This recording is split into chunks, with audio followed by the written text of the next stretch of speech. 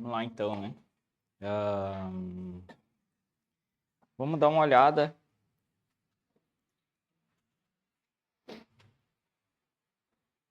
nesse bicho aqui da aula passada, ó.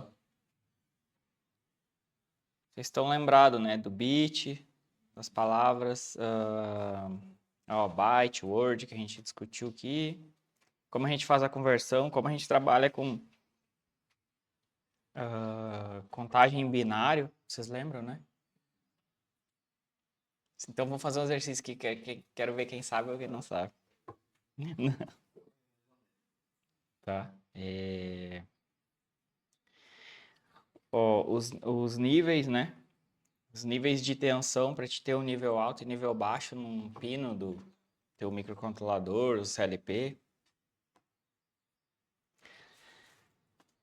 E só dar uma repassadinha aqui, só para ver se vocês estão familiarizados com isso aqui e já não esqueceram, né?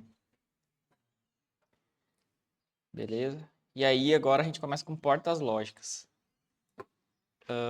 As portas lógicas, assim, são extremamente importantes e muito utilizadas na automação, tá? Inclusive, tem uma linguagem de programação que a gente não usa ela direto, mas tu pode trabalhar com ela no Siemens e trabalhar direto com portas lógicas, tá? E o que isso faz? Ele pega sinais digitais, certo? 0 ou 24 volts nesse caso, e trabalha com eles de maneira que a gente tenha... Essa coca tá... Trabalha com ele assim, ó, de maneira que ele processa esses sinais e a gente associando essas portas, a gente pode ter respostas, né? A gente pode ter sinais de entrada e resposta no circuito de saída, certo? E na faculdade, quando eu fiz eletrônica digital, não fazia nem ideia o que era isso. Isso, eu não fazia ideia de quão importante isso ia ser para minha vida na automação, sabe? Porque isso aqui é muito utilizado, muito utilizado. Vocês vão ver mais para frente, quando a gente começar a fazer as lógicas em ladder no CLP, a gente está trabalhando com isso aqui, com portas lógicas. E é até legal, assim, se desse, né, a gente poder montar um circuitinho com portas lógicas, numa protoboard, assim, pega os circuitos e vai montando, e aí tu vai botando os teus sinais, sei lá, aperta um botão e ele te dá uma resposta na saída, dependendo daquela sequência, sabe? Faz uma lógica, como em vez de tu pegar e estar programando no teu CLP, ou o que for, na mão grande mesmo. Tu botando os fiozinhos ali, monta o teu circuito e ele vai te dar uma resposta. Tu vai fazer uma programação, só que física, entendeu? Tu não programa nada. É bem legal. É bem bom, assim. E a gente trabalhar com essa didática porque tu entende muito bem como funciona, tá? E assim, as portas lógicas aqui, a gente tem 3 tipos principais, tá? Elas têm outros tipos de portas, que nada mais são do que a associação dessas aqui. Então, não tem por que aprofundar nas outras, porque se tu souber isso aqui, tu já sabe o resto. O negócio é nós focar no básico. Já ouviu falar nas portas lógicas? Paulo. Isso. Mas lembra, sabe usar? Pois é. É importante a gente saber, porque quando a gente vai programar, a gente trabalha direto com elas, direto. E eu vou mostrar aqui, vamos ver só. Beleza? Aqui, ó. Aí das portas lógicas a gente tem... A primeira é a NOT. Tá? Que é a porta inversora aqui que a gente fala. Vocês estão enxergando? Então. Tá. Ela...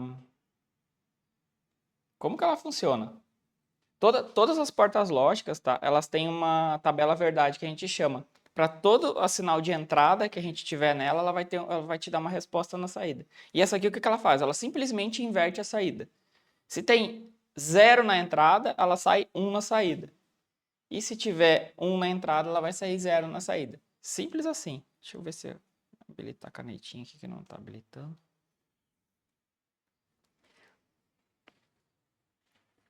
Ó. E não está deixando eu... Deixa eu ver se eu pego o outro aqui, ó. Cadê? E tem coisa aí pra nós ver hoje, viu? Ó, aqui tem os exercícios, danã. Aí, vai. Esse documento dá certo. Ó, aí tudo que a gente tem na entrada, por exemplo, aqui, ó. Se eu tenho 0 volts aqui, certo? Aqui eu já vou ter 24 na saída. Se eu tenho 24 volts aqui na entrada dessa porta lógica, isso aqui é uma entrada, é um fiozinho entrando aqui e aqui é um fiozinho na saída, tá? Se eu tiver 24 volts aqui, eu vou ter 0 volts saindo aqui. Beleza? Simples assim. Não tem mistério nenhum isso aqui. Tá meio obscuro o negócio. Qual a utilidade disso na programação? Tem igual? Hum? Tem igual? Tem. Mas a gente não utiliza ele no Ladder. Eu acho que é FBD o nome da... Que é a linguagem de blocos que a gente trabalha dentro do... Tenho quase certeza que é FBD. Pois tu pode, assim, quando tu vai programar, tu pode escolher se tu quer programar em Ladder, né? Essa FBD, ou o texto estruturado. Não é STL. Agora, STL é um pouquinho mais antigo. Que tá é SCL. Que é tipo um C, assim, que tu programa lá dentro do Siemens. Eu não utilizo muito, não. Eu utilizava muito o STL, que a gente vai ver aqui. Vou mostrar um exemplinho para vocês. E STL, que é um pouquinho mais antigo. A gente trabalha direto com isso aqui. Isso aqui é utilizado na programação, tá? E eu, nas nossas máquinas, eu não... Não tem. Só se for nessas não. Não. Mas eu... Tem lógicas que eu utilizo, sim. Tem lógicas que eu utilizo. É um pouquinho complicado, assim. Depois, quando a gente tiver num nível mais acima, eu posso mostrar para vocês o que eu faço com portas lógicas dentro do software já em Ladder mesmo, tá? Mas é muito importante a gente entender essa base de eletrônica digital, né? Primeiro a parte do bit. Ó, chegou o Glauber. Bom dia. Bom dia.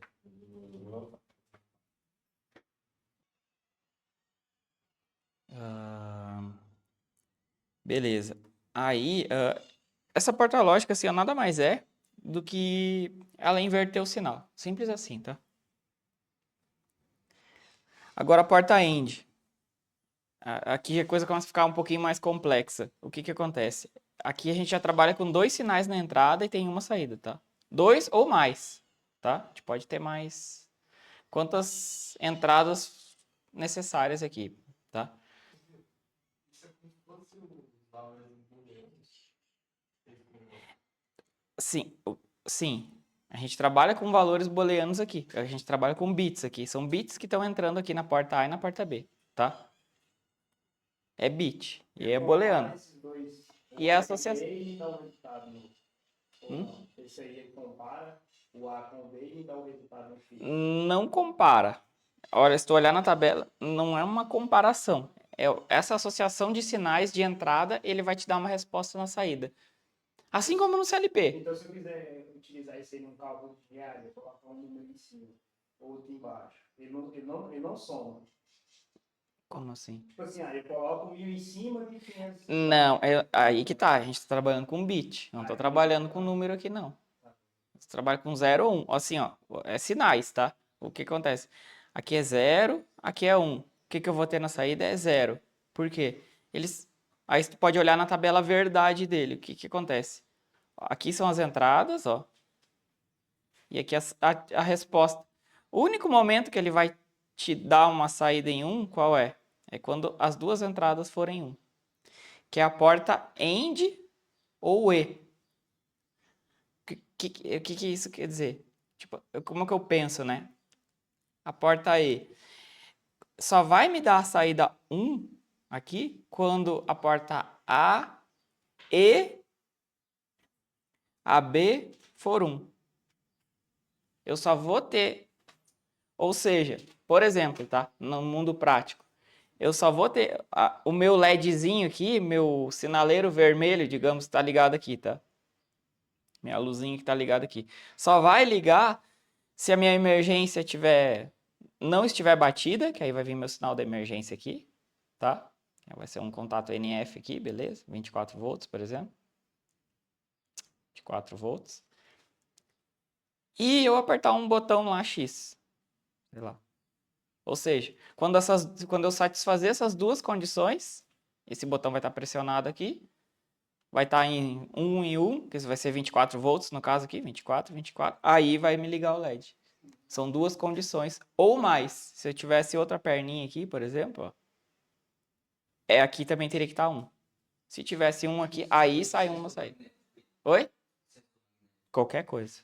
Sensor, botão, tudo que... Aqui representa as entradas do CLP, por exemplo, tá? Aqui na porta A e B aqui, que são as entradas. Entendeu? Então...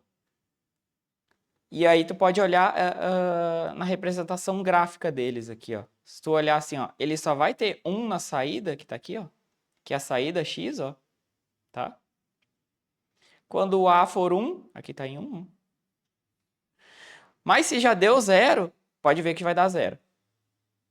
Ó, se deu 1, sai 1. Se deu 1 e 0, tanto faz, 0, 0.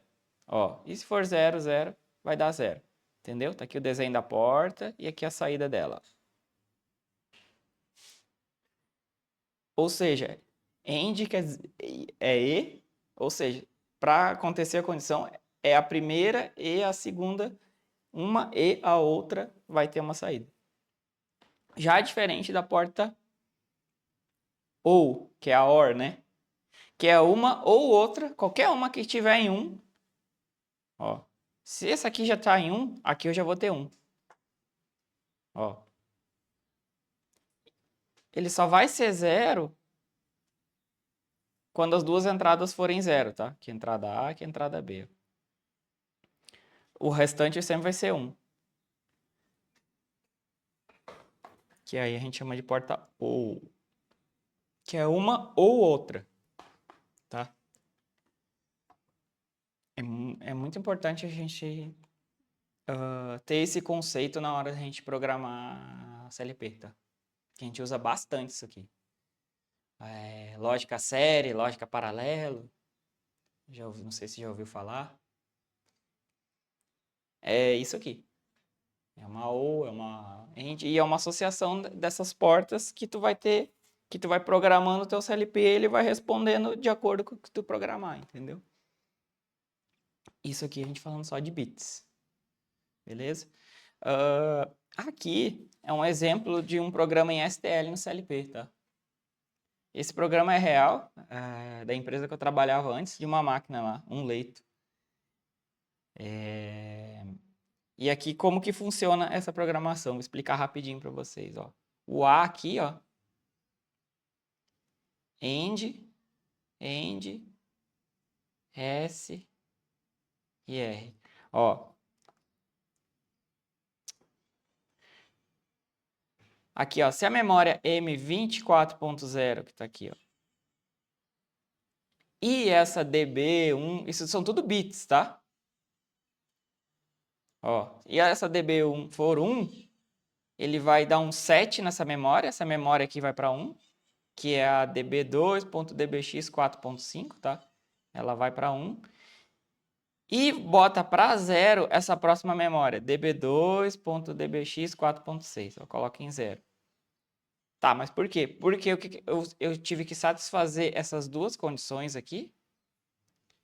Essa e essa tem que estar em 1, tá? Que é a M24.0 e a db1.dbx22.3. As duas tem que estar em 1. Para a instrução set reset a gente vai ver depois, tá? É a instrução de processamento de bits, que funciona simplesmente assim, ó. Dá um set na memória, ela fica sempre em 1. Se eu executei a instrução set numa memória, num bit, ele vai ficar em 1 pro resto da vida. E eu preciso, para ele voltar para 0, eu tenho que dar um reset nele. Aí eu vou lá e eu falo direto isso aí. A gente usa... os programas que a gente tem lá nas nossas máquinas é set reset, direto. Por exemplo, eu aperto o botão de ligar a máquina. Eu preciso ficar segurando o botão de ligar a máquina para a máquina ficar ligada? o que que eu faço? Eu dou um set numa memória, eu aperto o botão e solto. Ele set aquela memória, ela fica para sempre em 1, dizendo a máquina está ligada. E aí a máquina vai funcionando, entendeu? Ah, quando eu quero desligar a máquina, eu preciso ficar apertando, segurando o botão de desliga? Não, eu só dou um pulso nele e ele reseta a memória de máquina ligada e desliga a máquina e para. Instrução set reset é simples, é bem simples, tá? E o que que acontece? Vamos lá, né? Vamos voltar para essa lógica aqui. Conseguiram entender o set reset, né? Depois a gente vai ver isso no detalhe, tá? A gente vai ver instruções. Só que lá onde eu trabalhava antes, eu não deixava usar. Hã? Eu não deixava usar. Não tem não deixar usar. Não, eu falo assim, mas é que eu usava o Moodle. Hum? Eu usava o Moodle, que dentro do Blur eu só usava FB. Mas nesse tipo de partida aí, então lá dentro da FB, então ele sempre movia. Ou 0 ou 1 lá dentro. Então, quando você utilizar isso aí, você usava o Moodle. No final da lógica lá, você não viu o 0, não deixava usar 7 reset. Tem que ficar uma lógica amadora. Eu falei, tá, né? Amador? É, ele é enjoado. Não faz o mínimo sentido. Fazer estranho e complicado para ninguém entender. Pra quê? É isso aqui, ó. As lógicas que ele fazia aqui, nem nós mesmo entendemos. Mas não tem ninguém entender. Não funciona assim. Porque, tipo assim, aí já tem start no lá. Tem 6 meses de garantia. Uhum. Foi embora os 6 meses de garantia, quem vai entender aquela trem que ele falou? Porque, tipo assim, aquele cara faz lá lá na FB, faz toda uma estrutura. Uhum. Né? Se for um cara que está começando, não vai entender. Não entende. O que esse mundo está movendo 0, move 1, move 3, não sei o que, não vai entender. Fica extremamente ineficiente o programa, porque a instrução move, ela serve para mover um bit, mas ela move palavras, ela move coisa. Eu gasto mais processamento do meu CLP trabalhando com o move do que trabalhando com o set reset, porque o set reset ele trabalha com um bit. E se tu olhar no datasheet do CLP, ele leva um tempo para processar. Uma palavra cheia de bits, ele demora mais do que processar um bit só. Fica um programa ineficiente e tu está consumindo processamento de graça. Entendeu? Não é nada inteligente trabalhar dessa forma. Tá, não. E outra. Não, quando eu tenho jeito. Mas assim, ó, por exemplo, o Caleb lá, vai lá na máquina fazer uma alteração. Eu fico te dizendo, faz isso desse jeito porque eu quero que tu use essa instrução. Cara, tu é o programador, tu pode fazer do jeito que tu te sente mais confortável. Claro, não fazendo bobagem, né? Mas fazendo uma coisa cada um tem que se sentir confortável para programar do seu jeito. Tipo assim, é porque como ele já tinha os blocos, a maioria tudo criado, só queria que usar os blocos. Não faz sentido nenhum. Não faz sentido nenhum trabalhar dessa maneira. Mas bora lá. Deixa eu voltar aqui. Aí aqui, ó, nessa segunda etapa do código, tá? Esses códigos, como que funciona a programação em geral em microcontroladores e microprocessadores, que são a mesma coisa que estão dentro do nosso CLP, certo? É uma programação linear, a execução dela é de cima para baixo, tá? Ela começa executando primeiro essa instrução aqui, segundo essa aqui, terceira essa aqui, de cima para baixo. Se eu quero fazer uma coisa antes do que outra, eu começo em cima. E o que está embaixo vai ser executado depois. E isso é cíclico. Ele fica de cima para baixo fazendo essa varredura, sempre. De cima para baixo, de cima para baixo, de cima para baixo. No CLP funciona assim e nos microcontroladores tudo funciona dessa mesma maneira, tá? Tem outros tipos de processadores que funcionam com arquitetura diferente, tá? Por exemplo, o FPGA, ele processa tudo isso ao mesmo tempo. E aí, se tu quer fazer uma coisa sequencial, tu tem que fazer o teu software que seja sequencial, porque ele executa tudo ao mesmo tempo. Esse tipo de processador é extremamente poderoso, tá? De FPGA. Ele é usado em processamento de sinais ultra rápidos. Eu trabalhei com eles lá na Gerdau, tinha umas placas lá de processamento de sinais de ultrassom, que são alta frequência, são sinais ultra rápidos, e era cheio desses FPGA dentro. Na época, custava 60 mil reais cada placa. Eram 6 placas que iam no conjunto lá. Era 60 mil, isso em, sei lá, 2010. Cara, era um troço extremamente poderoso, poderoso. E eu tive a oportunidade na faculdade de programar os FPGA, muito massa. Só que é outra arquitetura, não é igual a nossa aqui. A nossa, a gente trabalha nessa programação que funciona assim, cíclica de cima para baixo, tá? Primeira instrução de cima e aqui é o final. Depois ele volta. Vai daqui para cá e fica eternamente fazendo essa execução cíclica que a gente chama, que ele vai e volta e fica, beleza? E aqui, ó, nesse software, o que ele está fazendo aqui depois, ó? Se essa, ó, I57.2, tá? É uma entrada lá do CLP. Se esse cara aqui for 0, por quê? Aqui é uma end negada. Uma end, o que que é? Se ela for 1, aqui, como ela só tem uma entrada, a saída dela vai ser 1. Porém, aqui ela é negada, ou seja, se ela for 0, que ela vai me dar a condição. Aí ela vai setar essa memória aqui, que é db2.dbx4.6, seta essa memória, e vai resetar essa outra aqui. E por aí vai. Por aí vai, vai, vai. Aqui ele está fazendo um cálculo matemático. Ó. Ele carrega esse valor aqui, tá? DTR. Tá vendo ali? O que é isso?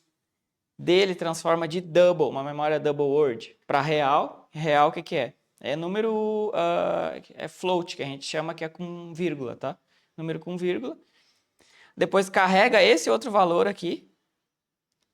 Aí faz uma divisão, ou seja, ele divide esse valor por esse e transfere para uma memória double MD45, que ele está fazendo um cálculo.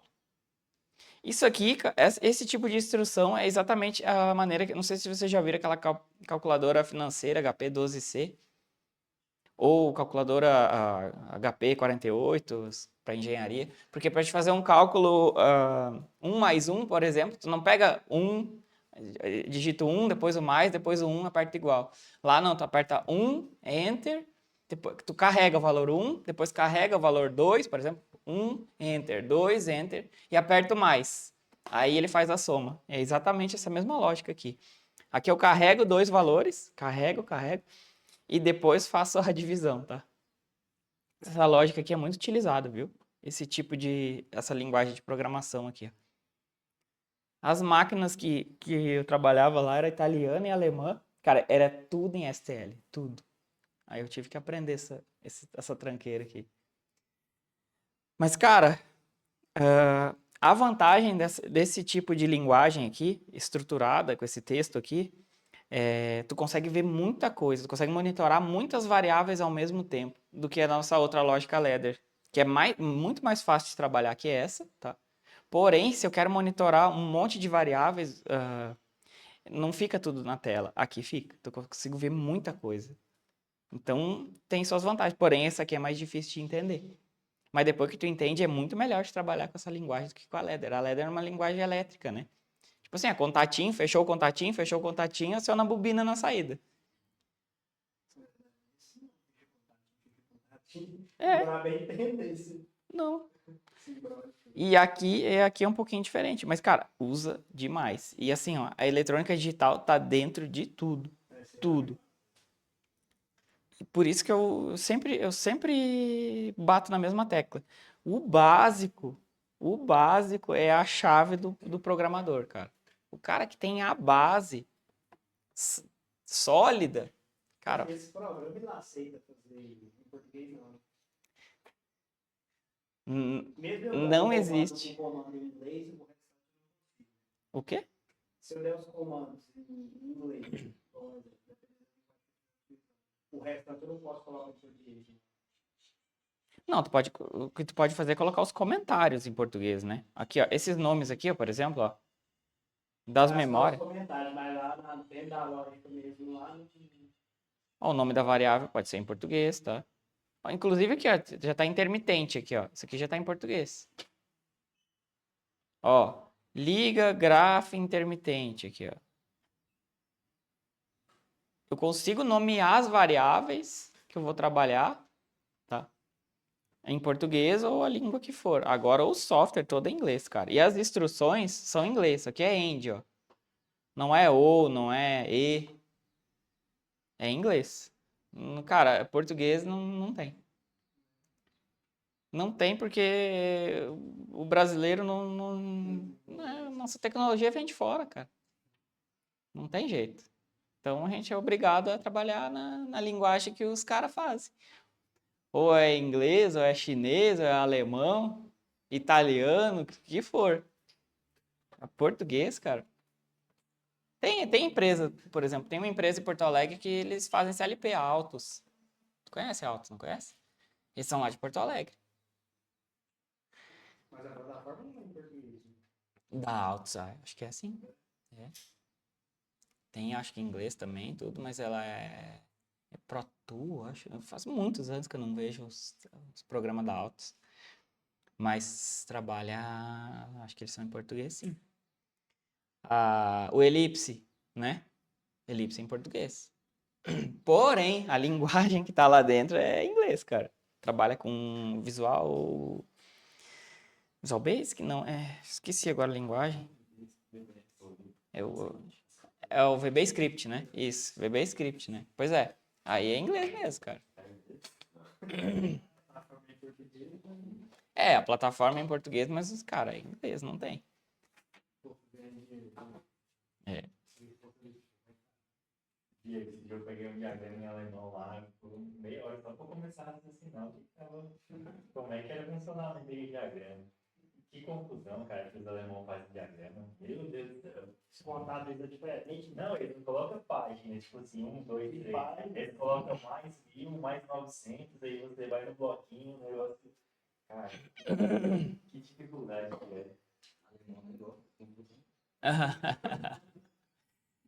Cara, só que, assim, os caras estão num nível bem acima do que o nosso, tá? Então, só que não é difícil de interpretar, tu viu que não é difícil, Não, é diferente. Não, porque você bate por a primeira vez e você fala, o que é isso? É. Aí você vai olhando, lê o númerozinho, aí você começa a entender. Uhum. Porque também a máquina, o diagrama de seguro aqui, ó. Uhum. É Isso por isso aí. que eles faz páginas, né? Faz várias. Sim, Aí sim, faz sim. sentido. Faz. Não é isso mesmo. Tá. Portas lógicas. Olha aqui, cara. Aí o que acontece? Vou fazer um exercício aí, só que eu acho que vocês precisariam da apostila. Mas a gente pega aí, vamos fazer. Vamos fazer esse exercício aqui, eu vou mostrar para vocês como que funciona. Isso aqui nada mais é que uma lógica que tu pode programar no nosso CLP lá. Aqui são as entradas, ó, o A, B, C, D. São as entradas e aqui é a saída, tá? Por exemplo, aqui é a minha saída de máquina ligada. Mas para minha máquina ligar, eu tenho que satisfazer algumas condições, tá? Que aqui nesse caso aqui são 4.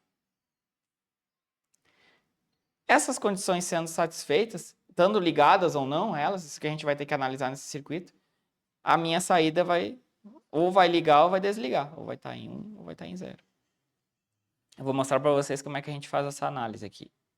Faço um, depois vocês fazem o resto. Beleza? Ó, como que funciona? Aqui é uma porta OU, que é uma AND, OU, e... Opa! Aconteceu o quê? Pagou um pedaço do negócio? Preciso dessa pontinha, não sei por que apagou. Tá. De novo.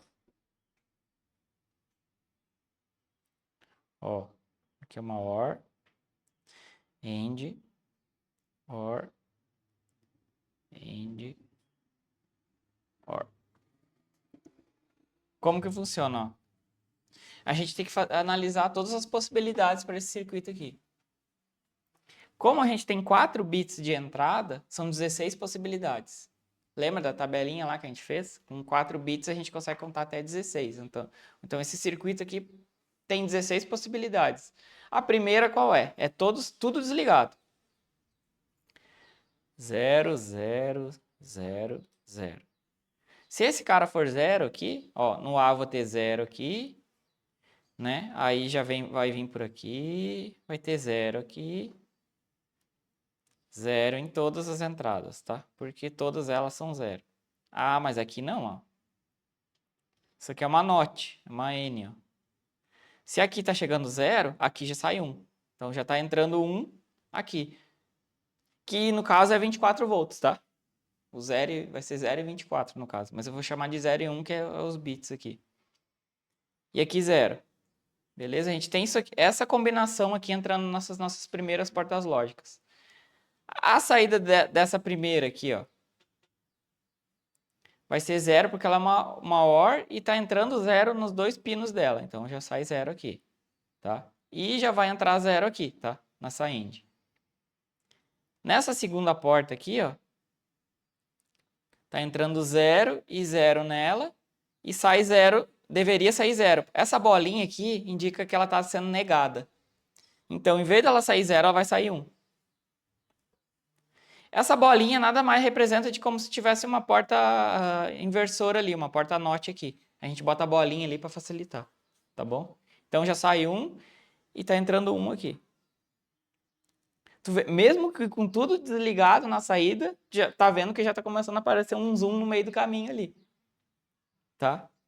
Vamos lá, ó. Aí nessa O aqui de baixo, ó, ela tá entrando 1 e 0. E uma porta OR, qualquer uma ou outra que entrar, já sai 1, certo? Deveria sair 1 dela. Mas como está sendo negada, sai 0. Ó. Aí eu já vou ter 0 nessa porta aqui. Tá? E aqui é uma AND. Ó, nessa outra porta aqui, ó. É uma AND. Que tá entrando 0 e 1 nela. E AND tem que ser uma e outra. As duas teriam que ser 1 para poder sair 1. Então sai 0 aqui. Ou seja, eu tenho 0 e 0 entrando nessa porta OU. A saída dela deveria ser 0, porque como está entrando 0 e 0, deveria sair 0. Porém, como está sendo negada, sai 1. Ou seja, se por exemplo, isso aqui fosse tudo botões, tá? Um botãozinho aqui. Ó, botãozinho.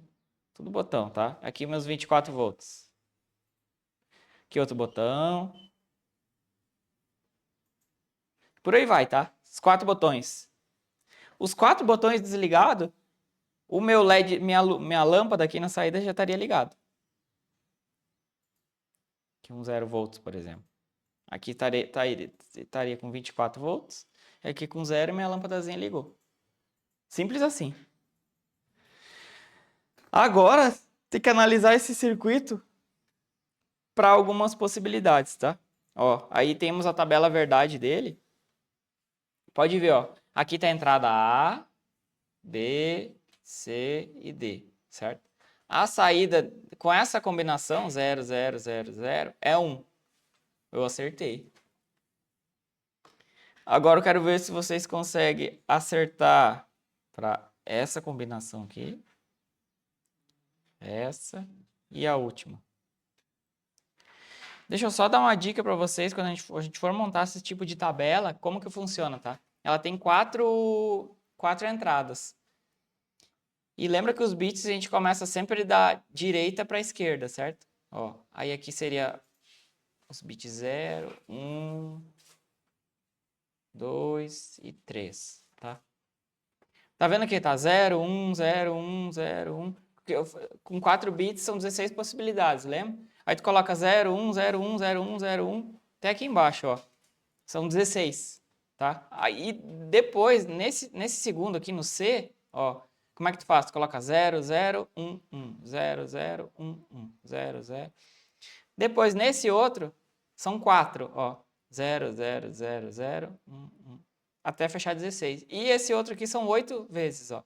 1, 2, 3, 4, 5, 6, 7, 8. Ó, aqui o 0. Depois 8, número 1. Aí tu consegue montar uma tabela com todas as possibilidades, tá? Na eletrônica digital, a gente aprende a fazer isso aqui. A gente monta muito essas tabelas aqui para te analisar os circuitos e ver o que ele vai te dar na saída, tá? Que nada mais é que a gente faz no CLP. A gente faz um arranjo lá das entradas, de memórias, e ele te dá uma resposta na saída. Ah, o botão de emergência está apertado, o botão de liga não tá ligado e não sei o quê, e ele vai me dar uma resposta numa saída. Só que o CLP são várias entradas e várias saídas. E a gente combina elas, né? Aqui eu não estou combinando, aqui eu tenho só 4 entradas, né? E uma saída nesse meu circuito. O CLP só é uma soma de tudo isso. Beleza? Aí vocês podem analisar, acho que quase ninguém tá com a apostila aí, né? Aí vocês fazem a análise desse circuitinho aí. Pode. É de vocês a apostila. Até vou apagar aqui, ó. Quem não tem, eu pego ali. Tem. Vou pegar aqui.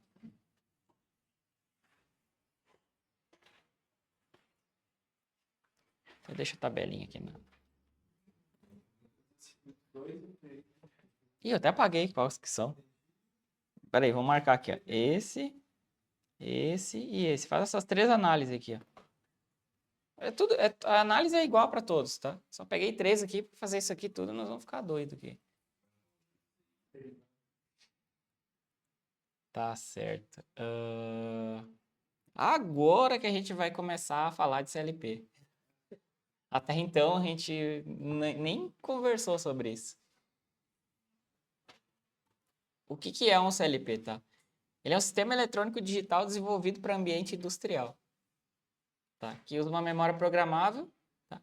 Um armazenamento interno de instruções do usuário, que realiza funções específicas, tais como lógica, sequenciamento, temporizações, contagem e aritmética, para controlar, através de entradas e saídas, vários tipos de máquinas e processos. O CLP basicamente é um computador, tá? Que a gente programa ele para aplicações industriais. E tem 3 módulos básicos, tá?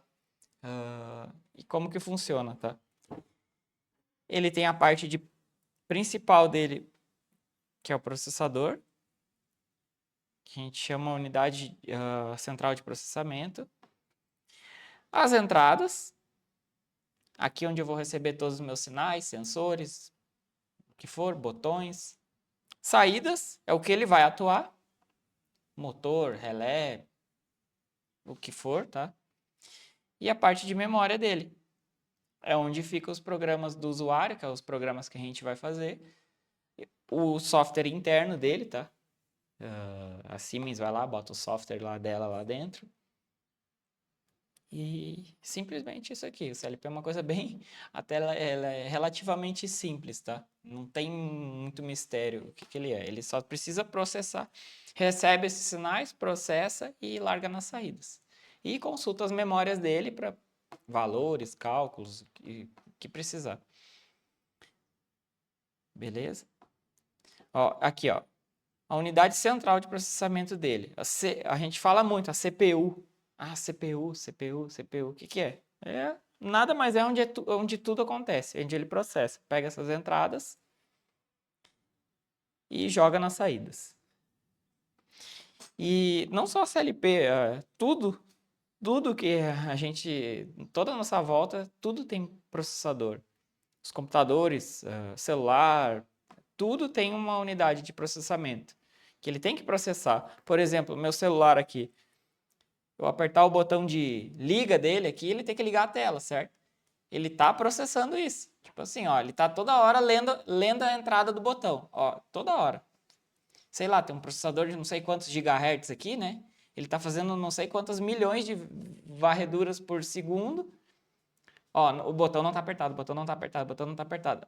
Apertei. Ó, ele apertou o botão, liga a tela. E no CLP é a mesma coisa. Fica lá, ó. Botão de liga tá desligado. Tá? Botão de liga tá desligado. Botão de liga tá desligado. Apertou o botão, ó, ele ligou o botão, vou fazer tal coisa. Tais coisas, né? Porque ele faz milhões de coisas ao mesmo tempo. Beleza? E o processador nada mais é que faz isso. Fica processando essas informações. Beleza? A memória do CLP, tá? Para que ela serve? Ela armazena os programas desenvolvidos pela gente, tá? Que a gente é o usuário, e pelo fabricante, tá? E também desempenha as funções de armazenamento, que a gente precisa armazenar muitas coisas lá dentro para ele poder processar isso depois. Por exemplo, as receitas lá quando a gente trabalha. O CLP tem que ter os valores de velocidade de motor, sei lá, praticamente a velocidade de motores, por exemplo, os ângulos que a máquina vai atuar, o tempo que ela tem que esperar para atuar tal coisa, isso fica tudo memorizado lá dentro, tá? A gente manda esses parâmetros lá da IHM para o CLP e fica tudo lá. E ele, eu já sei quanto tempo eu preciso esperar para ligar esse motor, eu já sei quanto tempo eu tenho que fazer, ou cálculos, né? Para mim calcular, eu preciso somar quantos produtos eu passei na minha máquina, por exemplo. Isso vai armazenando, tá? Isso fica tudo dentro da memória. Só que não guarda, né? Só armazena depois, só um certo tempo. Não. Se eu desligar a balança, tem que enviar isso de novo. Por quê? Porque assim, dentro do nosso CLP a gente tem memórias retentivas e não retentivas. Eu trabalho com as duas, certo? Muitas coisas já estão nas memórias retentivas. Se eu usar as memórias retentivas para tudo, eu posso desligar e ligar, ele vai ficar lá do jeito que está. Retentivo, ele retém o valor. E as não retentivas é aquilo que acontece. Tipo, uma memória no CLP, as M, né? As que a gente usa bastante também, elas não são retentivas. Se eu desligar meu CLP e ligar, o que estava lá zerou. Por isso que quando a gente desliga e liga a máquina, envia a receita de novo. Envia a receita, porque a gente trabalha com memórias que são retentivas, que ela tá lá o valor, mas tem outras que não. Então, se tu mandar a receita de novo, tu vai garantir, pelo menos nas nossas máquinas, né? Tu vai garantir que todos os parâmetros vão estar lá. É isso aí. Aí eu falei, programa firmware, né? A gente já conversou sobre o firmware, vocês já sabem bem o que é firmware, né? Firmware é o software do fabricante. Por exemplo, a Siemens, a gente já falou, mas só para reforçar o que é. Quando a Siemens monta o CLP dela, solda o chip dela na placa, aquele chip não tem nada lá dentro. Ela tem que botar o software dela lá. Para quê? Esse software já vai comunicar com o TIA Portal, já vai... Porque se eu simplesmente comprar o hardware, montar ali a placa eletrônica, igualzinho o CLP da Siemens, for espetar o TIA Portal ali e tentar programar, nada vai acontecer. Por quê? Porque tem que ter um firmware lá dentro. Assim como tudo tem firmware, né? Tudo quanto é dispositivo aí tem um firmware, tá? Tudo. Programa desenvolvido pelo usuário, beleza. Princípio de funcionamento do CLP, tá? A gente já viu isso, eu me lembro lá na primeira aula a gente já atropelou, mas agora a gente vai ver mais no detalhe. Que nada mais é que o quê? O que o CLP faz? Lê as entradas, vê no programa, que é aquilo que a gente fez com as portas lógicas ali, ó. Vê se vai satisfazer as condições ou não, ó. Aqui negado, ó. Ó, aqui, esse aqui é negado, negado. E aqui são as saídas, ó. São diversas saídas aqui, ó. E vai largar na saída. Que vai ligar um motor, vai ligar uma eletroválvula. E aqui são nossos botões, sensores. CLP só funciona isso. Lê as entradas, processa e joga nas saídas. Bem simples. A partir de onde o CLP recebe as informações, tá? Ó, aqui é só para reforçar como que funciona, tá? Nas minhas entradas do CLP, eu recebo sinais, ou 0 volts, que vai ser o meu nível lógico 0, ou 24 volts, que vai ser meu nível lógico 1. Ó, aí se o interruptor aqui está fechado, vai tocar 24 volts na minha entrada, vai ligar aquela minha entrada e vai me dar a condição, um programa de acordo com o que eu fiz, tá? E o aberto, ele vai estar zerado. Vai ser o nível lógico 0 e a partir disso eu vou processar de acordo com o programa, tá bom? E como o CLP controla o processo? É aquilo que eu expliquei, tá? Pega, lê as entradas, processa o programa e joga nas saídas. Liga a saída ou não, dependendo da combinação ali que a gente fez. Igual mesma coisa das portas lógicas. O que está por trás disso são as portas lógicas mesmo. É aquela combinação de 0 e 1, 0 e 1, 0 e 1, aqui falando em bit, né? E liga, se tiver 24 volts aqui na saída, ó. Vou olhar aqui. E aqui vai estar ligado no M, que é o 0, ó. Liga a lâmpadazinha aqui, ó, o LEDzinho. E se tiver a saída desligada, fica a lâmpada desligada. A lâmpada, o que tiver ligado aqui. É bem simples, é com 0,24 volts CLP. Aqui que está o segredo da coisa, tá? Como que o CLP realmente funciona, tá? A partir do momento que eu ligo ele ou boto ele em RAM, né? Boto ele para executar o programa. O que ele faz? É o início da operação, é na energização dele, tá? Ou quando eu coloco ele em RAM. Ele inicializa na UB100, tá? Aí aqui dentro da UB100, o que ela faz? A fase inicial do processo de varredura é executada apenas uma vez, quando se inicia o funcionamento ou quando o reset é acionado. E ele executa o quê? I/O reset, limpa a memória e imagem, a gente já vai falar dela, execução de autodiagnóstico e limpeza de memória de dados, tá? Ou seja, nessa UB100 ele faz isso. Eu posso colocar alguma coisa a mais se eu querer. Ele faz isso uma vez só. Se eu quiser primeiro, tipo assim, meu primeiro ciclo de varredura, eu quero que ele primeiro varre minha rede de bolsa, por exemplo. Eu posso jogar nessa. Não. Eu tenho que criar. Não. Aqui, assim, por exemplo, assim, ó, na inicialização dele, eu quero. Eu uso mais para reset. Sei lá, eu quero que limpe todas as receitas aqui. Sei lá, zere todas as memórias, porque eu vou mandar tudo de novo. Eu não uso isso aqui, tá? Mas tu pode usar. Antes de começar a execução do programa, tá? Eu fazer alguma coisa. Ele faz diagnóstico, tudo. Quando tu liga o CLP, ele está em falha, não tá? Está executando os diagnósticos. Porque, está procurando os módulos lá. Claro que ele está inicializando. Porque só que quando a gente liga a máquina, ele pega e começa a procurar na rede. E começa a executar e começa a ver. Está em falha. Por quê? Ele está procurando o módulo de expansão. O módulo de expansão às vezes nem alimentou ainda, porque tu liga tudo ao mesmo tempo, o módulo de expansão tem que inicializar para ele se enxergar. Módulo de expansão. Aí depois, sei lá, remotas na rede, coisa. Aí tem que esperar tudo ligar para tudo começar a se conversar e fica em falha. E aí ele executa esses diagnósticos e fica te dando falha mesmo. Até tudo tá lá. E se alguma coisa não entrar, ele vai ficar em falha. Beleza? Aí, depois disso, o que ele faz, tá? Depois que ligou ele faz atualização da imagem das entradas. O que é isso? O estado lógico das entradas é lido e armazenado na memória imagem das entradas antes do início da varredura. Ou seja, é aquilo que eu falei várias vezes aqui. Antes dele inicializar o processamento, o que ele faz? Ele lê todas as entradas. Ele vê todos esses caras aqui, ó.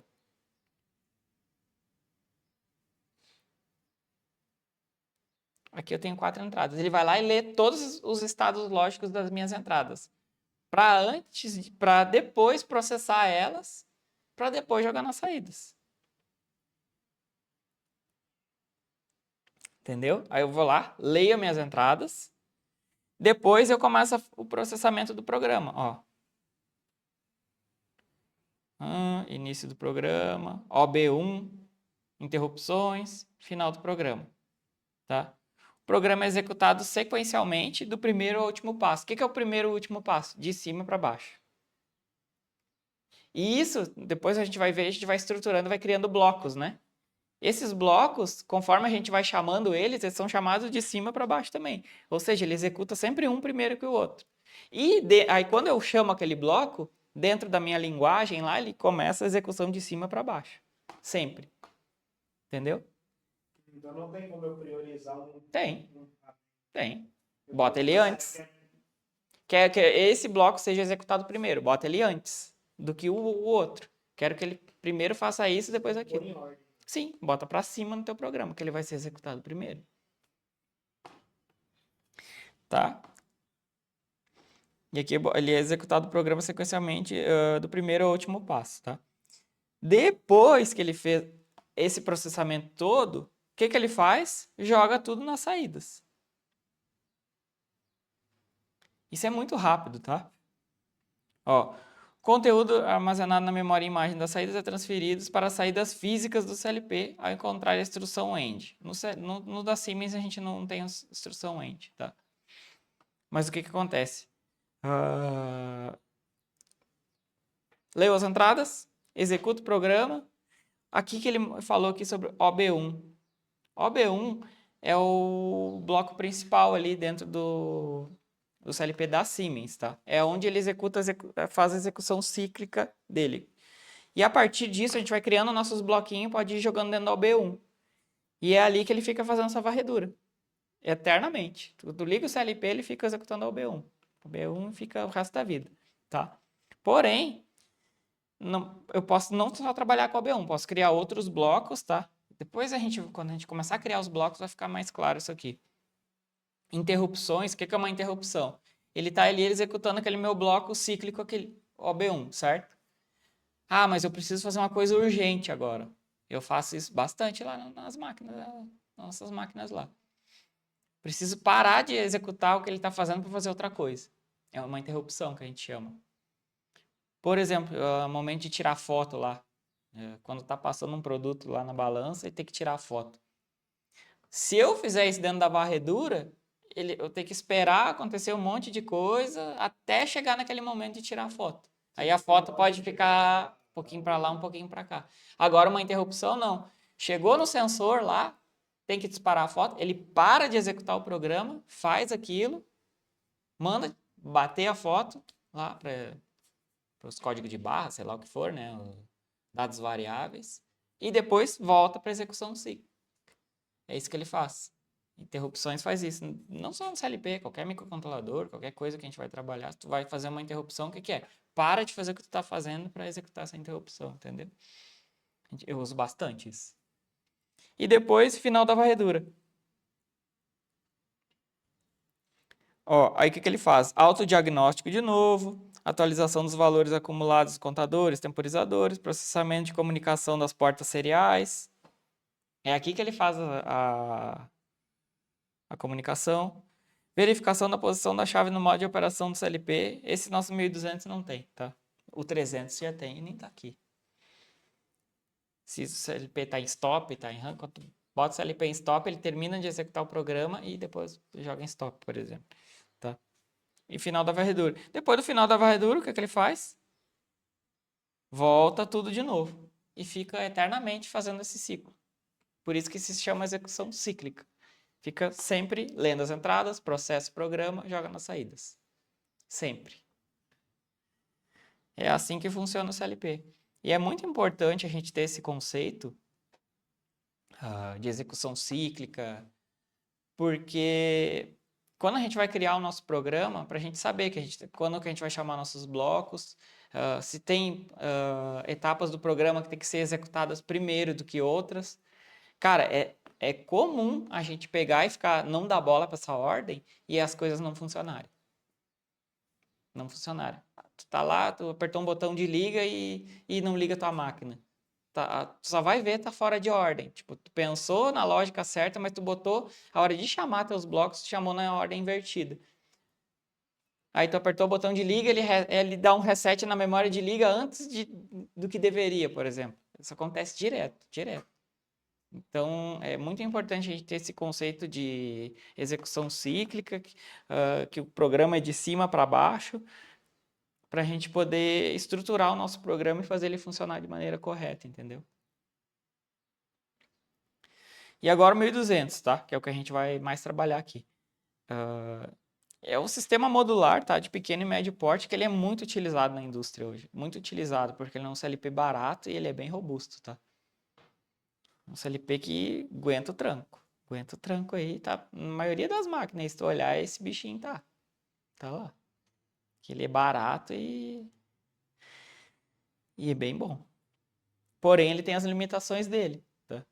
Por exemplo, uma das limitações, ele tem 4 saídas rápidas. Eu consigo colocar 4 motores de passo nele. Eu não consigo colocar mais que isso. Se eu quero colocar mais motores de passo, eu tenho que colocar outro CLP igual a esse. Tem nossas máquinas lá com 2 CLP por causa disso. Tem entrada. Hã? São 6, se eu não me engano. 6 entradas rápidas. Entrada rápida é para leitura de encoder, tá? Encoder incremental. Isso a gente nem vai discutir entrada rápida e saída rápida aqui nesse CLP básico. O quê? E lá na da Mega Lab são 3. Justamente por essa limitação. Exato. Tem mais de 8 motores lá na máquina. Tem. E aí eu preciso de mais saída rápida. Ou o que eu faria? Eu colocaria um CLP 1500, que aí é outro nível, né? Aí eu consigo botar os módulos de expansão para diversas saídas rápidas. Isso a gente. Não. Ele só tem. O processador dele só tem capacidade de processar quatro, quatro, quatro motores só. Quatro saídas rápidas, no caso. Sim. Se eu aceitasse colocar no modo de expansão, né? Com saída rápida, Mais quatro, não aceita. Não tem. Ele só tem capacidade de processar. É o processador dele, só consegue processar. Até poderia ter um módulo de expansão com saída rápida, mas o processador dele não tem capacidade de processar, né? Que ele utiliza muito o processamento do CLP, essa parte de motion que a gente chama, né? Que é controle de motores. Mas então aquelas VT60 lá, não compensava mais colocar um CLP mais potente do que comprar dois? É muito mais caro. Sai muito mais barato eu botar 2 CLPs, botar um com um mestre escravo. Sai muito mais barato. Até na Megalab, você acha que não compensava? Compensa. Não compensa. Porque, cara, 1.500 eu ia gastar acho que uns 30, 40 mil reais. tava analisando. A gente tava Esse CLP é 3 mil cada um. Eu gasto 6 mil, eu ia gastar 40.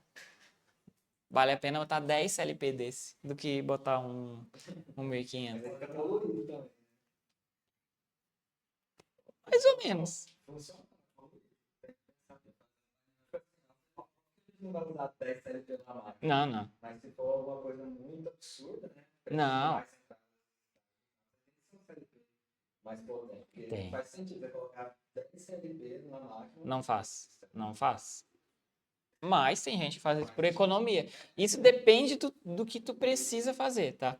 Por exemplo, numa linha grande, onde eu trabalhava, era uma linha gigante. Era uma CPU só, um CLP, e tinha remotas, aí tinha expansões espalhadas pela área toda. Mas é um CLP só. Mas essas expansões tudo depende do processamento daquele único CLP. Exato. Aquele Então CLP. aquele CLP é um CLP muito. 90 mil reais custa aquela CPU. É isso. Eu pesquisei, eu não acho que não foi com vocês. Mas isso aqui é industrial, só que isso aqui. Eu falo assim, tipo, você pode Sim. estar remota na fábrica inteira. Sim. Pra esse Quer ver, ó? O que tinha lá? CLP. Deixa eu mostrar pra vocês aqui. Eu achei aqui no Mercado Livre uma CPU similar que eu tive que trocar na linha. Deixa eu botar aqui o. Vocês estão vendo aí a minha tela do PC. Então. As minhas buscas: guitarra, tênis pro Benício, Se é o site de hoje, nós fica mais. amplificador. Eu mandei reformar minha guitarra. Comprei esse troço, vou reformar ela e vou. Eu comprei um violãozinho pro Benício, tava vendo uma guitarrinha pra ele, porque ele fica louco lá em casa, quer mexer nas minhas coisas. Aí eu comprei um violãozinho pra ele, nem deu bola. Ele quer o meu. Deixa eu botar aqui, ó. S7400. Opa.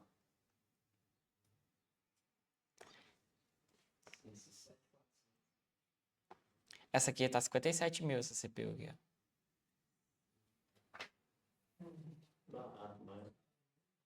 Era similar a essa que eu usava, tá? Ela é desse tamanho, assim. Ela é grandona. Assim. Aí tem que consultar o datasheet dela.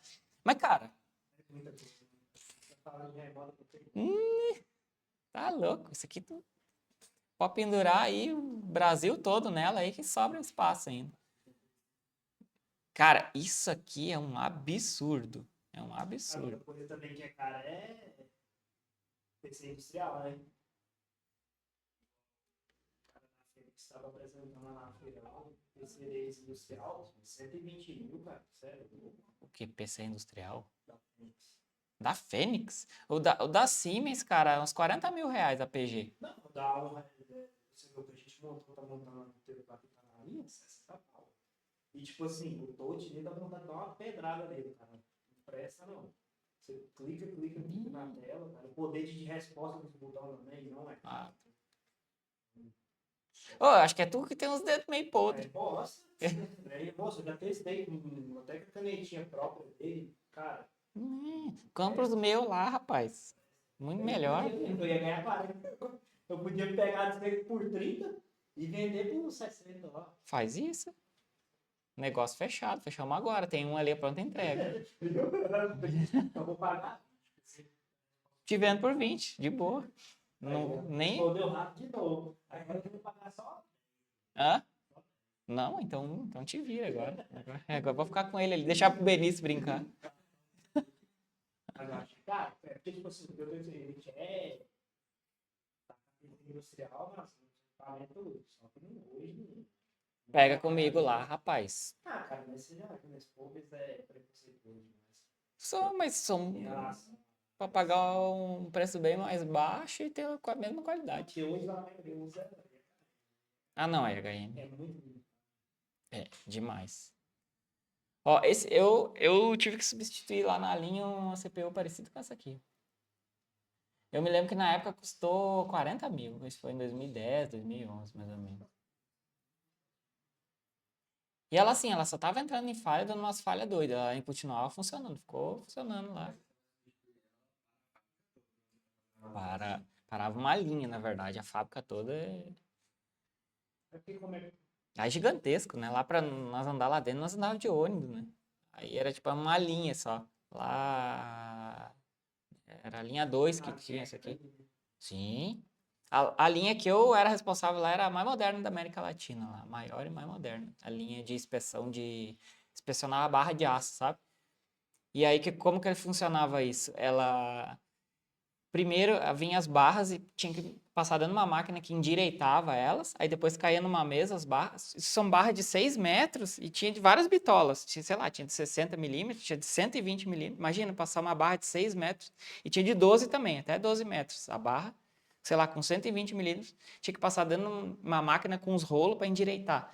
Era uma barulheira, que ela entrava se batendo lá dentro. Era uma calha que abria assim, a barra caía dentro, ele fechava aquela calha, aí tinha uns rolos que botava uns roletes embaixo que jogava lá dentro da máquina, que eram 2 rolos, tipo assim, ó.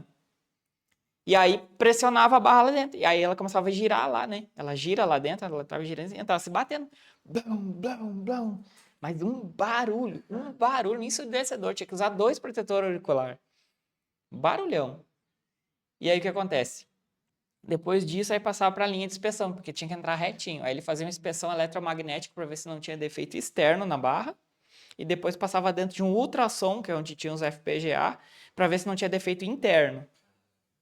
Era um atrás do outro. Era o Circle Flux, que chamava, era equipamento alemão, e depois é o ultrassom mesmo, que era com água. Ele era um cabeçote girando com água dentro, para poder ver se tinha defeito interno dentro da barra. Aí ela, quando saía desse negócio, ela tinha umas pistolas de pintura, que pintava de amarelo se tinha defeito externo, pintava onde estavam os defeitos, e pintava de azul quando tinha defeito interno.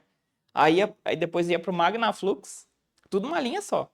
E aí caía numa outra mesa que é o MagnaFlux, que o cara fazia? Ele aplicava um líquidozinho na barra e magnetizava ela. E esse líquido, ele tinha umas partículas que brilhavam no escuro com a luz ultravioleta. Aí ela era escuro lá dentro, e aí tu via certinho as trincas na barra, assim, ó. Aí ele pegava com a lixadeira e ia removendo. Não, aí ele pintava. Aí tinha o operador do MagnaFlux, na verdade, só pintava, assim, ó, só confirmava, né? Ele via os defeitos que tinha, que deu na parte de trás, aí ele pintava. E os defeitos internos, se fosse nas pontas, ele cortava. E se fosse no meio da barra, dependendo, era sucata daí. Porque, tipo assim, aquelas barras eram para eixo de caminhão e coisa. Como é que tu vai mandar um eixo com um defeito interno? Ele quebra.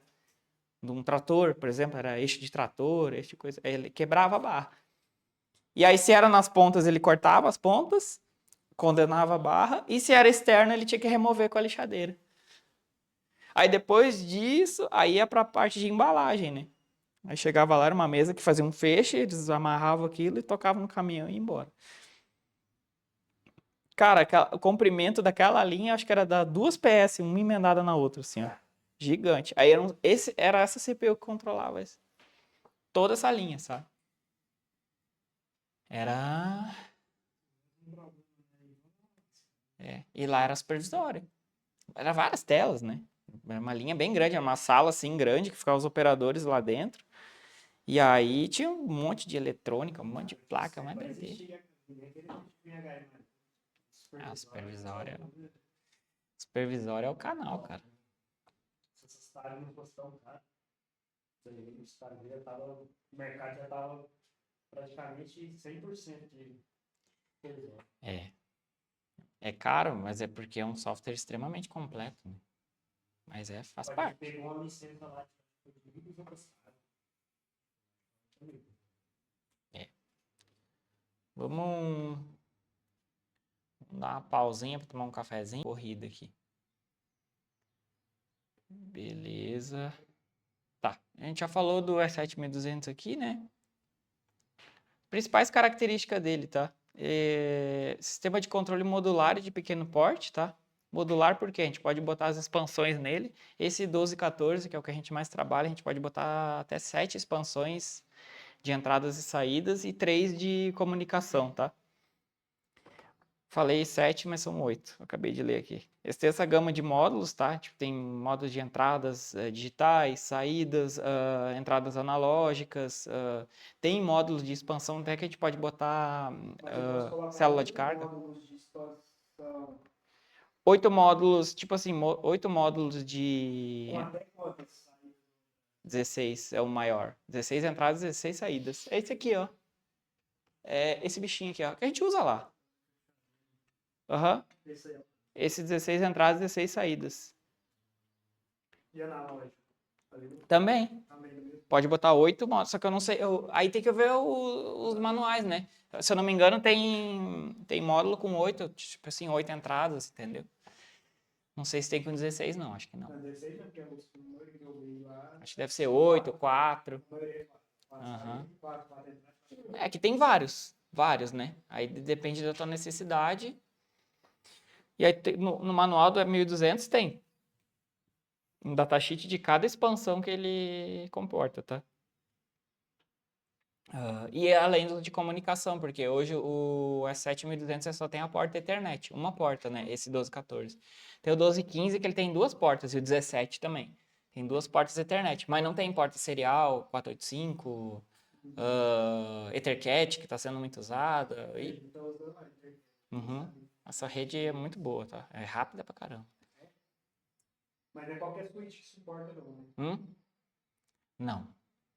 Você... Eu percebi lá que o cara estava conversando, porque Não. a resposta não estava equivalente à rede. Essa Uhum. rede internet que a resposta dele é muito rápida. Aí foi fazer o teste.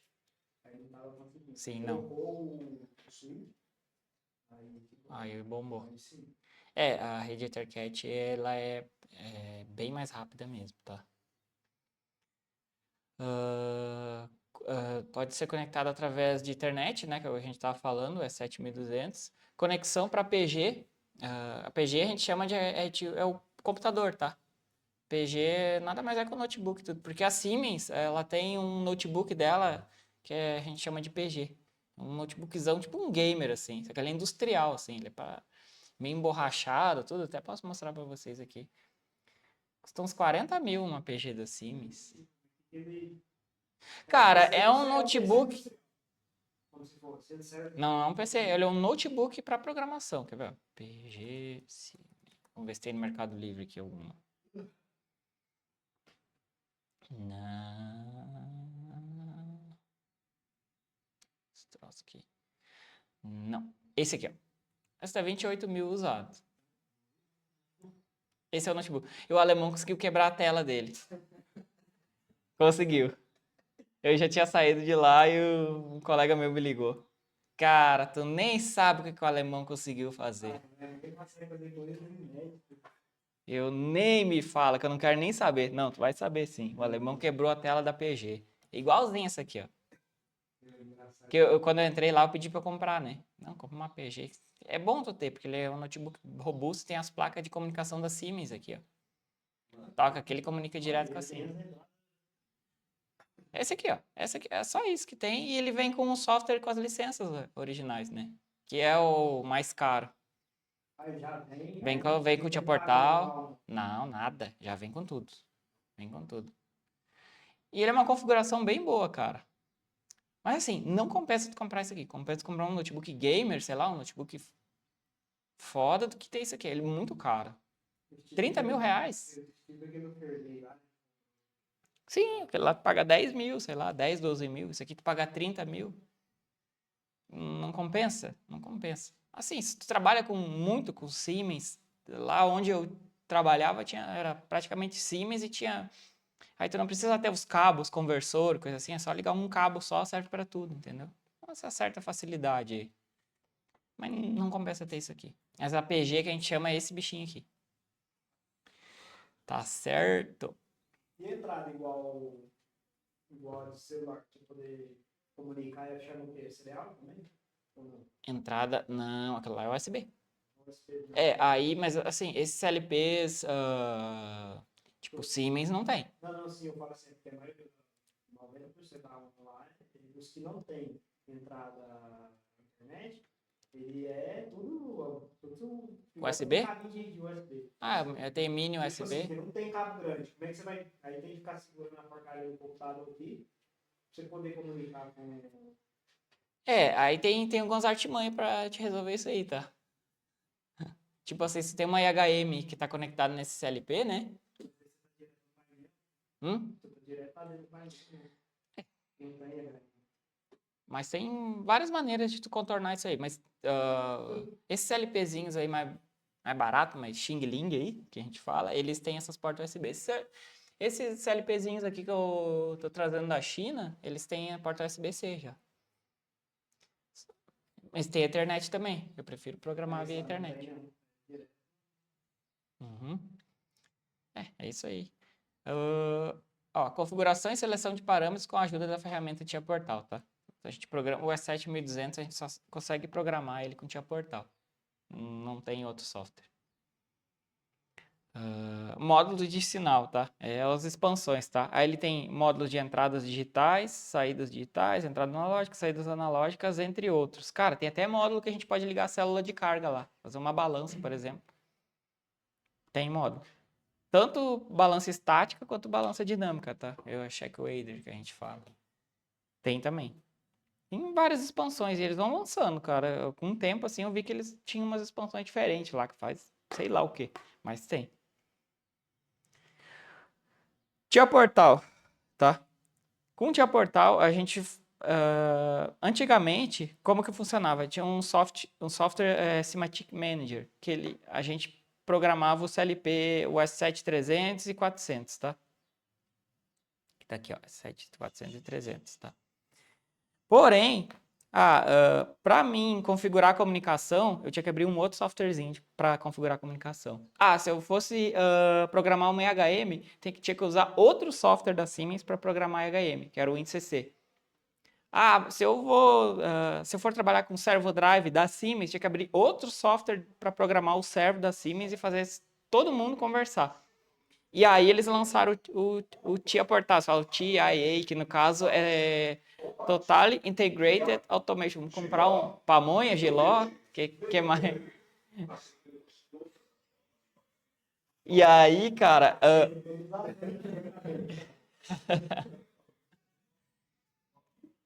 E eram vários softwares que tu tinha que utilizar para te integrar toda aquela automação. Aí eles lançaram o TIA Portal, que o quê? Que é tudo num software só. Às vezes, tu tem que instalar um módulozinho ali para programar certo tipo de drive, ou servo motor, por exemplo. Instalar uma expansãozinha aqui, mas tu faz tudo dentro do Tia Portal. Programa CLP, configura a comunicação, programa IHM, tudo dentro do Tia Portal. Por isso que eles lançaram esse software novo. E além disso, a gente programa o 1200, né? O S7200, que é o que a gente está trabalhando, e o S7500, que é o CLP novo aí, que é o top agora da Siemens. Não bateu o S7400 até onde eu sei, tá? Que é aquele que eu mostrei para vocês. Esse até então, até onde eu sei, é o mais poderoso, mas a intenção deles é fazer com que o 1500 substitua o S7400. Vai acontecer. Se já não aconteceu, tá? Porque... Mas esse 1500 ele tem uma versão só ou várias? Várias. Assim como o 400, assim como o 300 tem. Assim como o 1200. O 1200 são poucas variações, mas o 1500 tem várias. Tem um ali que Agora tá... que é 12, 12, 12, 14. Isso, Esse aí as versões. isso. E aí, tu tem que ver o que vai te atender. Ah, sei lá, quantos motores eu quero controlar, por exemplo, no 1500. Ah, eu quero fazer interpolação de eixo. Eu quero fazer não sei o quê, eu quero fazer não sei o quê. E tem que ver qual CPU vai me atender. É complexo isso aí, sabe? Não é tão simples. Tu tem que saber, quando for, sei lá, vou montar uma linha de produção. O carro tem que ser, né? Você não comprar nada. Exato, não, tem que ser esse, Eu falo por questão de custo, né? exato, não pode ser nada exagerado, mas nada que fique injusto também, porque, cara, toda hora tu vai fazer uma modificação, vai precisar de uma expansão, vai precisar botar um motor a mais, 2, 10. Então tu tem que colocar uma coisa que vai te atender, que tu vai expandir. Isso aí é certo. Se tu botar justo, lascou, vai ter que trocar a CPU. Com certeza. Ou gastar com uma expansão. Não, módulo de expansão não é problema. Expansão é só tu engatar as expansões. Agora, a tua CPU não tem a capacidade, pagou 40 mil reais na CPU e atolou ela. E aí? Aí vai ter que comprar outra de 80, o teu. Aí tá lascado. Entendeu? Então bota uma que vai te atender.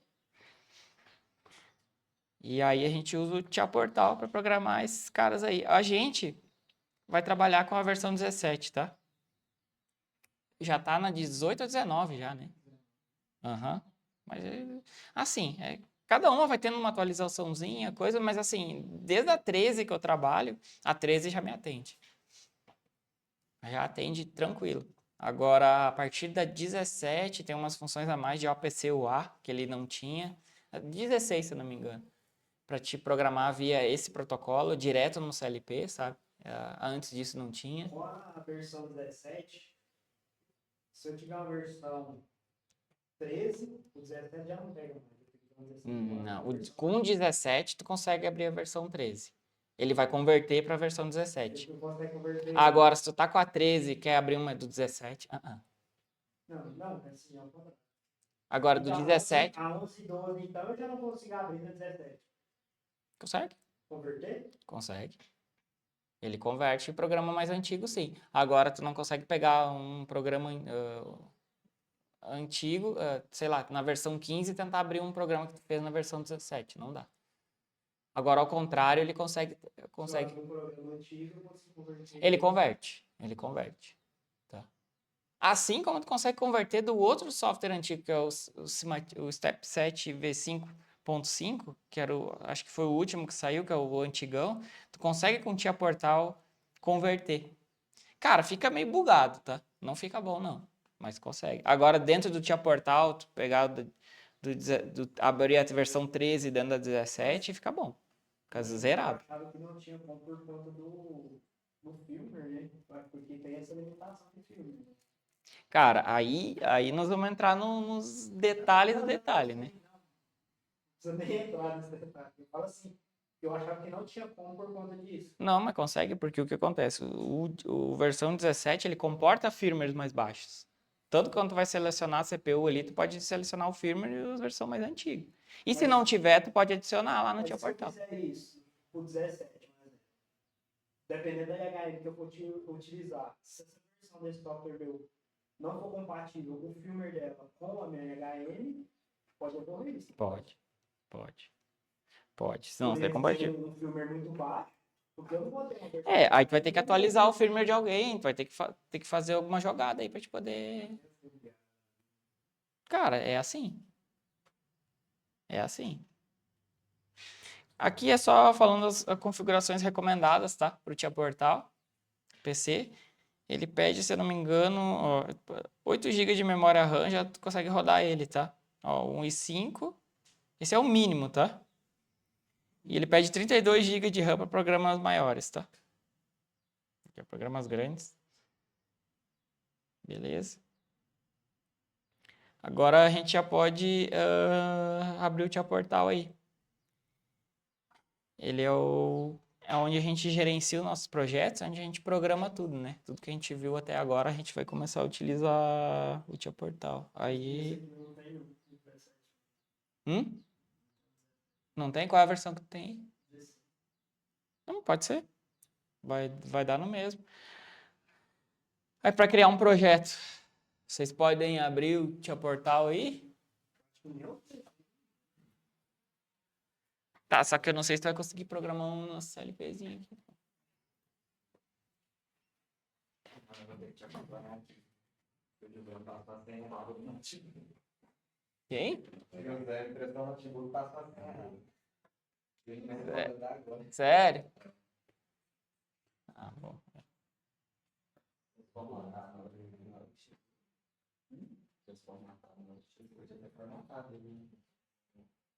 Eu nem sei.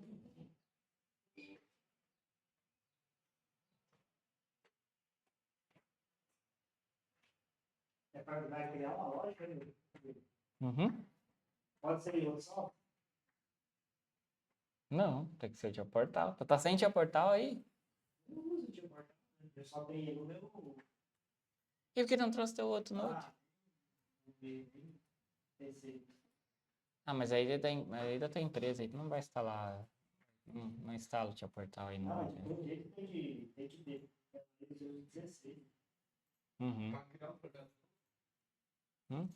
Pode.